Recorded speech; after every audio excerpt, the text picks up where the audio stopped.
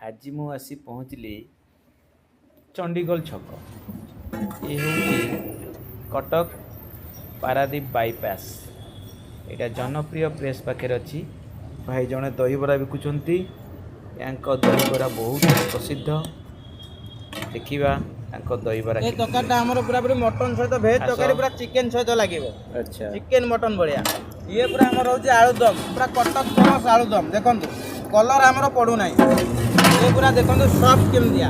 ये दहीबरा देखंतु 5 star hotel दहीबरा देखंतु खाइले जानिबो क्वालिटी खाइले जानिबो खाली आसो खाई की देखो तापरे कहिबे आज्ञा गुगुनी पूरी पूरी एक नंबर गुगुनी देखंतु पूरा खाई की जानिबे ता संगे फली भी दउची मु पियाज सेऊ सबु किछि आयुर्वेदिक जिनिस हमर आयुर्वेदिक पानी भी अछि हमर। तो नाटा कोन कहले देवव्रत सामल सेफ देवव्रत सामल। तुम पाखु आसेबा कहले लोकेशनटा कोडी आसी लोकेशन होची कटक बाईपास रोड नर भाई दुकान सामने रे।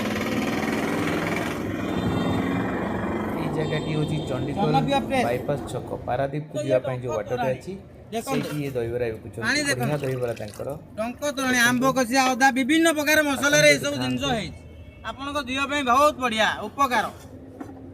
आपन पानी पीले भी तमरो गैस गैस हो नै इमिति पानी देखंतु आयुर्वेदिक पानी बा आपनकर जनप्रिय प्रेस छक।